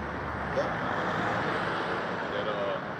Esau's going to use as a tactic to make sure that people, you know, like we were saying earlier, you know, because, you know, when you're faced with capital punishment, you know, that in itself will drive people to, you know, basically to not rebel, and to accept whatever Esau has, lined up for these people to take. Or in other words, you know, basically, you know, get the people to do what he wants them to do. Like we said earlier, you know, basically the MOTB. That's that capital punishment, and among other things, that he's bringing back. Because mind you, he's been in the process of bringing back the guillotine. Yep. You know, because that's a form of. That's his number one that he like. Yeah, that's one of the methods of the capital punishment. Whatever method, you know, or he decrees for somebody to go up under, you know. So yeah, but those are going to be things that Esau is going to use to enforce, you know, that fear, so that, you know, people, you know, just go with what he would say. This is on his Twitter. Hell to the guillotine. Yeah, there it is, man. Yeah, man, this on his Twitter, man. At a D Trump. Right here. Hell to the guillotine, man. Right here. You know? So this devil want that guillotine, man. Yeah. Yeah. So that's why the scriptures, there are gonna be beheadings. You know? The ones that they're going to be subject to that. You know, they're going to be beheaded for being a witness of Yahushua. Okay? So, yeah, we definitely know that the guillotine is making a comeback, man. But, like the brother's reading, all this is a part of, you know, capital punishment. In which, again, Esau is going to use it. Definitely going to use that in this time today, man. Okay? Yeah, you got it. For this and other reasons, capital punishment continues to enjoy broad popular support. And that other reason is mainly the ministry. You know? Because, man, these devils know brothers ain't doing nothing, man. Brothers work, go home. Brothers ain't out doing nothing, bro. Yeah. Brothers ain't doing nothing. That's why, that's why Esau has to resort to agents in these other camps. Yeah. To basically put us in the crossfire. Mm-hmm. Because that and you know, you guys that, you know, with fringes on your shirt, you know, and with, you know, the you know, just going wherever, just walking about the city, you know, fringes on your shirts and fringes on everything, man. What you think of, man? Y'all the main ones, man. You're the main ones that's you know, basically causing issues, man. And you gotta watch these guys that do, because you know, you're putting the ministry in danger, man. Yeah. By even doing that. But it extends further than that, man. You got guys that engage in that, and they be doing other type of nonsense outside of, you know, out when the camera's off. You know, and you know, just make themselves look like fools, man. So, but you know, brothers that's in Great Millstone, you know, we don't engage in that, man. We just live day by day. We just go and do it, you know, go and handle what we gotta handle. Yeah. You know, That's it. You know, basically just wait. What we're doing. Yep. You know, we you know, come out, do work, you know, congregate, get together, fellowship, you know, the other things that are necessary for us outside of coming out every weekend, or coming down those byways, you know, basically working on ourselves behind closed doors, working on our own personal transgressions and so on. Yep. You know, meanwhile studying and all everything that entails with that, man. Okay, just and we're just waiting. You know, we're not out here in the midst, you know, midst of these people, basically being menaces. You know, like old dog. You know, Right. being What you say about my mama? straight menace. You Man. know, and that's the kind of energy that these guys are on, man. Guys that got fringes on their shirts. You know, that's the kind of spirit they got on them, man. That old dog spirit. Yep. You know, Yep. straight menace, man. Yep. It's just teaching the word. You know, and the scriptures just tell you to teach the word, man. Be in season, out of season. That's it, man. That's why, and that's why, like you know, you were saying earlier, that's why Esau, you know, he don't bother us, because we teach him. That's all we doing. You know, that's all we doing, man. And that's what makes it harder for Esau to really, you know, grab who he wants to really. Because these other guys, they're not, you know, Esau, he's not really by these other camps. You know, he's not worried about them. Right. It's Great Millstone and the brothers that are teaching on the guys. That's who he's really worried about, man. Yeah. Because Great Millstone was what exposing Esau in his witness. You know? Through edification. Yeah. And teaching his word, and teaching and telling people the truth. You know, and telling people what the reality is, man. You know, keeping it real. That's what Esau's really worried about, man. Okay. Yeah, you got that. It says, right here in the article, getting back to it. Matter of fact, I go to Revelation 12 and 12 right quick, through the Spirit. Revelation 12 and 12, it says, therefore rejoice, ye heavens, and ye that dwell in them. Woe to the inhabitants of the earth and of the sea, for the devil is come down unto you, having great wrath, because he knoweth that he have but a short time. You see?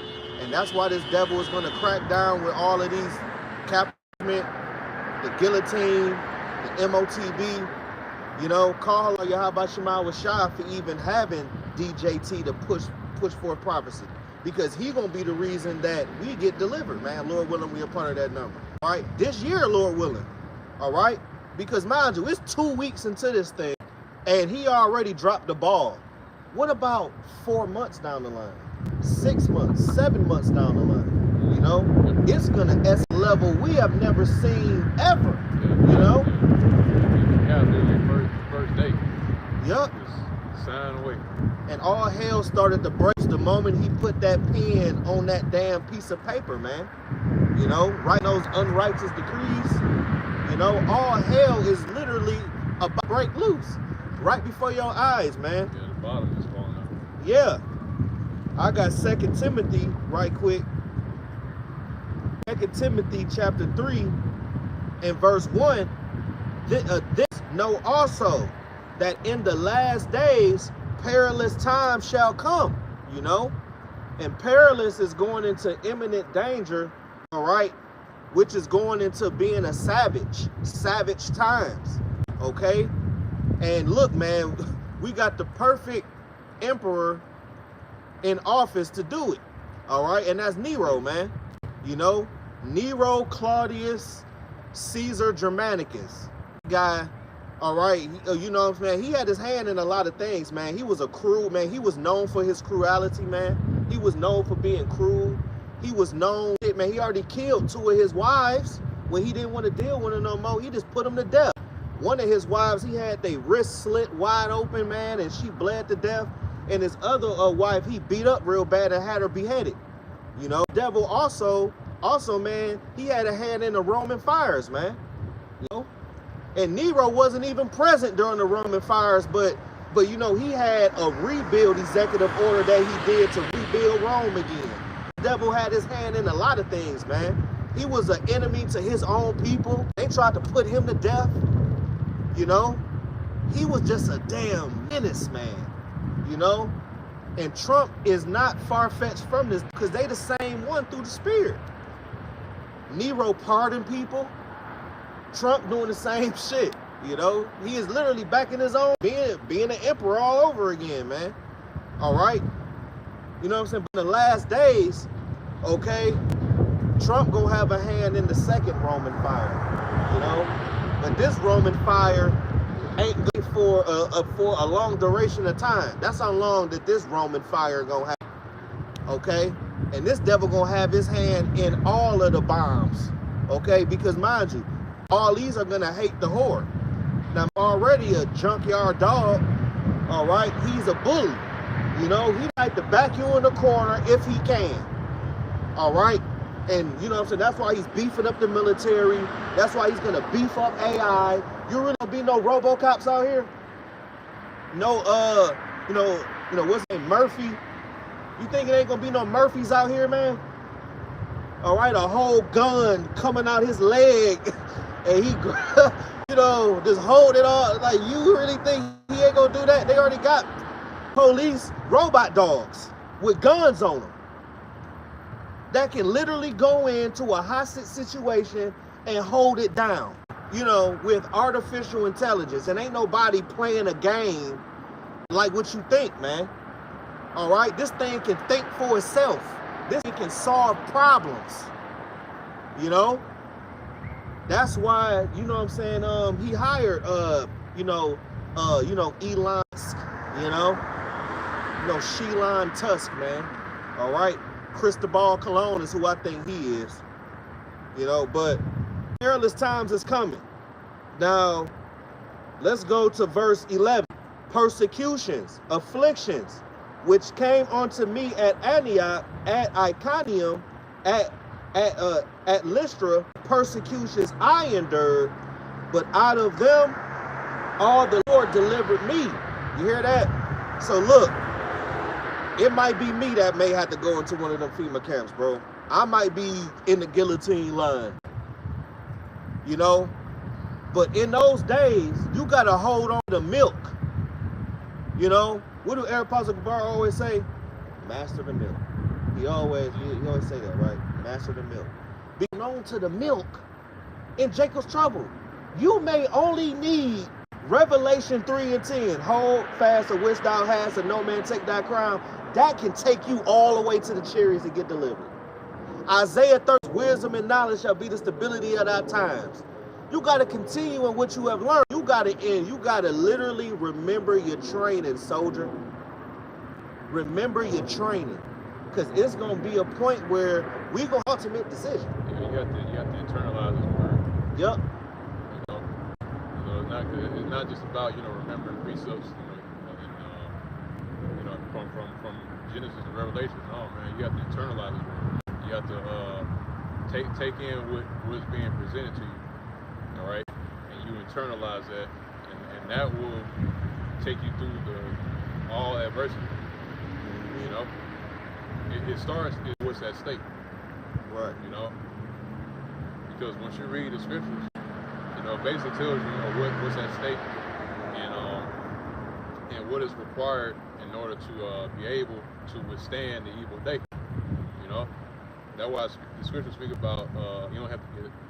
Speaks about putting on the whole armor of the Lord, so that you can stand against the wiles, the tricks of this devil. Okay, and all that is a part of these scriptures. So in other words, you're supposed to take that armor and you're supposed to put it on. You know, that's why we're saying you're supposed to take this word and internalize it. That's your armor. That's your armor to guard yourself against these elements that are coming. Okay. So that's why now it's more detrimental to take it all in as much as you can, and the scriptures that we're showing onto how to navigate in this current world and society, because that's really what these scriptures teach you how to navigate a wicked world, and it teaches you how to navigate through adversity and tribulation, because that tribulation is going to be the bridge between now and the kingdom. Okay, so you got to cross that bridge. All right. Proverbs 7:1 on down. It say, "My son, keep my words and lay up my commandments. Keep my commandments and live, and my law as the apple of thine eye. Bind them up, write them upon the table of thine heart." There you go. It said, write them upon the table of thy mind. Okay, which that word heart means. So you're supposed to take these words and you're supposed to write them down in your mind with ink. Okay? So that it can always be there with you. All right? Yeah, you get okay. So that way, when time comes, when that test is presented to all the brothers, you already know the answers, because you taking this word and you have internalized it and you living it, okay, by way of experience and by way of going through life, basically walking life according to the word, man. And also with the scripture, the part in that scripture where it says bind it upon your finger. All right. In other words, when you bind something on your finger, it stays with you. Bind something to your finger, basically it sticks with you, man. It's just like putting on a ring. When you put on a ring, you basically just leave it alone. wherever you go, that ring goes. And the only way for that ring to be taken off your finger, you have to be taken off. And guess what? That's a lot of brothers are gonna do it. You know, I should say, you know, you're gonna have brothers that are gonna be faced with that. Okay, you're gonna have some of the men that's a part of the truth are just gonna willingly take that ring off, man. You know, and again, man. yeah, man. Yeah.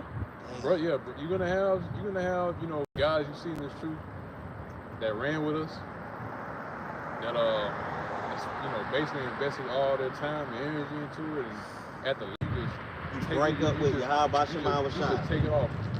You take the ring off and throw it away, man. That's like you breaking up with the Lord, man. You know what I'm saying? Because the Lord, he look at his people like a wife. So you know what I'm saying? You know what I'm saying? So to that commandment, you don't internalize the words of Yahweh Shema Washai. That's like you saying you don't want to be married to Yahweh Shema Washai. You don't want to be an Israelite. You don't want the covenants. You don't want the you know, the blessings. You don't want the adoption. You want to live like these motherfuckers over here. Yeah. You want to live like a heathen. And again, that goes back to not taking in what's at stake. Yep. You know, you're not internalizing, you know, what's at stake and what is on the line. You know, yeah. So we're not playing up here, man. Not at all. You know, this is not something to joke around and play about, man. This is reality. Okay, and if you don't accept it, it's gonna slap you in the face. So that's the spirit, man. Yeah, so that's why, you know, it's important to like we speak about integrity earlier. Integrity, man. Okay? But again, it's with knowing, you know, what's on the line, man. A kingdom is on the line. You know? We want to live and not die, man. We want to live, man. We don't want to die here, man. You know, we don't want to die the death of an infant. Not at all. You know, we don't want that. We don't want that, man. That's a shameful death, man. And that's a death that's gonna lead to the next life, and that shames you, man. Okay? That's why Scripture speak about those that await to everlasting life and those that await to everlasting shame and contempt, man. We don't contempt put on us, man. No, we don't want that shame put on us, because Yahweh Shai is ashamed of you. Yeah. You know, you don't want Yahweh Shai to be ashamed of you, man. That hurts, man. It does, man. It hurts. Yeah. It hurts. It definitely hurts, man. You might as well be a vessel with dishonor at that point. You know what I'm saying? Because it's like, man, like the Lord ashamed of you. That means he put you to death, man. You know what I'm saying? In the worst way. Because there's no talking with Yahweh Shai, man. Yahweh Shai do enough talking through his men. So when the judgment come your way, you just might as well accept it, stop it, and keep it moving, man. You know? Because the Lord is terrifying, man. You do not want to piss off Yahweh Shai. Yeah. You know? That's why I said, kiss the son lest he be angry. Yeah. And then you be taken out of the way. Yeah. You're supposed to kiss the son, man. You know? You're supposed to have your allegiance to Yahweh Shai. Okay? Because Yahweh Shai is your mediator. You know? No. And because if you piss off the mediator, then you have no one to stand in the middle for you. You have no one to stand to represent you in court. You know? Every present they self out, they get the book thrown at their ass. Every single time. Every single time, man. So you don't want to represent yourself, man. You want to be represented by our mediator, man, Yahweh Shai, man. Because mind you, man, the Most High Yahweh is bound by his word. When we go off, he automatically want to put us to death. That's Yahweh Shai stepping in the middle and say, no, oh, wait. I got him, Father. Let me get him. He always preserving us. And we don't even know it, man. We just went off and we live it out. You know what I mean? Like, we consider it, we repent, but we still worthy of that death, of that judgment. We ain't got new bodies yet. We ain't on that. We not translated into the chariot yet. We not like Enoch yet. being, translated. We not there yet. You know what I'm saying? Through the Spirit we are. But it haven't been physically, manifested to where we are in our glory. We're trying to get there. That's why we're trying to make this grace period the best grace period that we can to the best of our ability, all right, and grow in grace. A fan less. Yep, a fan less. Want me to get that? Yeah, get it. Where you at right now? I was at 2 Peter 3:11. Are you done with that? I didn't even read it yet. Okay. I was just gonna go ahead and get that one. Okay, yeah, go ahead and grab the other scripture, and then we'll jump on to the second. Okay.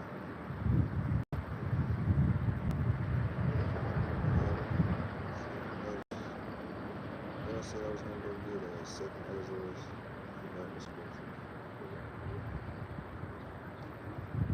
I'll just go to that one. 2 Peter 3:11, seeing then that all these things shall be dissolved, what manner of persons ought ye be in all holy conversation and godliness? Yeah, so that's us knowing what's at stake. That's us knowing what's on the line. We know what the end result of this world is going to be. You know how this world is going to turn out. You know what's going to happen to Babylon, and you know what's going to happen to the inhabitants of Babylon. Okay? There should be no excuse for you to give up your integrity for just to live for a few more seconds. Because after you live those few more additional seconds that you've been granted, then you're just gonna die in the end, man. Versus, putting yourself, basically withstanding this demon and receiving the inheritance, receiving eternal life. So yeah, so again, like the word just read, knowing these things be dissolved, knowing that Babylon the Great is going to be destroyed, what manner of person should you be? What type of man you have, man? Okay? Well, what type of mindset should you have? Knowing that Babylon is going to disappear and everything that's in it. Okay? That's why we read the other about binding your finger with this word. Basically putting that wedding ring on. All the way into the time of where the marriage begins. Because we know, again, we know what that ring, what that binding this word around our finger, we know what it represents. Okay? That's when, because definitely when you deal in marriage, like, you have to know, like, what that union represents, man. Mm-hmm. Okay? And a lot of guys that call themselves Israelite, it doesn't resonate with them. They can't grasp the importance, and they can't grasp the level of importance when it comes to this marriage and this union that the Lord is about to initiate. Okay? So you have to know what you're in this thing for. Mm-hmm. You can't just wing it. Mm-hmm. You're not gonna make it far. You can't wing in this truth, man. Okay? You have to know you're a part of this group.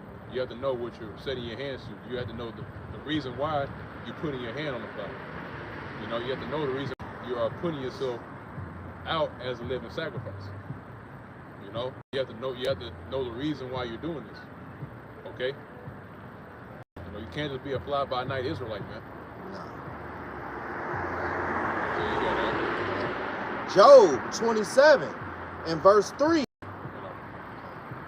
All the while my breath is in me, and the spirit of Yahweh Ba'Shem Awashai is in my nostrils. My lips shall not speak wickedness, nor my tongue utter deceit. God forbid that I should justify you. Till I die, I will not move mine integrity. No, it's like, till I die, I will not remove mine integrity from me. My righteousness I hold fast and will not let it go. My heart shall not not reproach me so long as I live. Yeah, and that's that determination that you must have. That you must have when you're dealing with this word, man.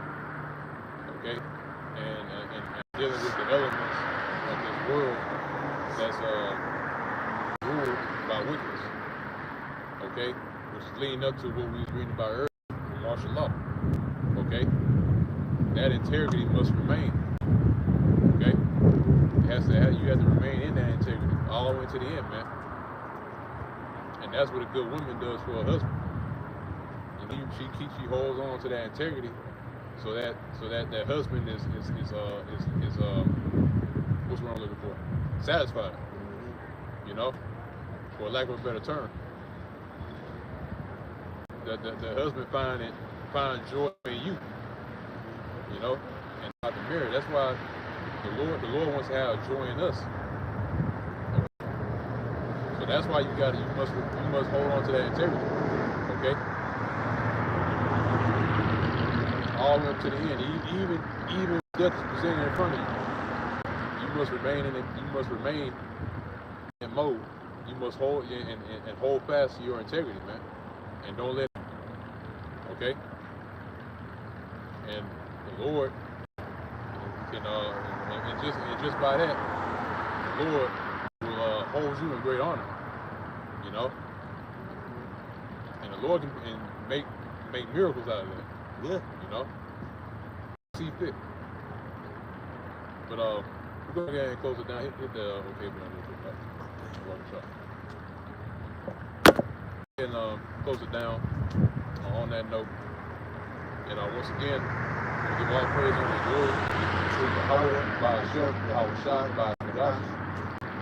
Once again, double honors to the apostles and the elders of great millstone that continue to rule very well to this very day, continue to be blocked through the spirit and power of Yahweh by Shalom Shah. Also as well, Shalom. Also honors as well and salutations to the hope elect that's still continuing to hold fast to this word and continuing to further this ministry and continue this good news unto the other members of the hope elect in all faith, true sincerity, and all charity. And with that, we're going to say Shalom. Shalom. Till next time.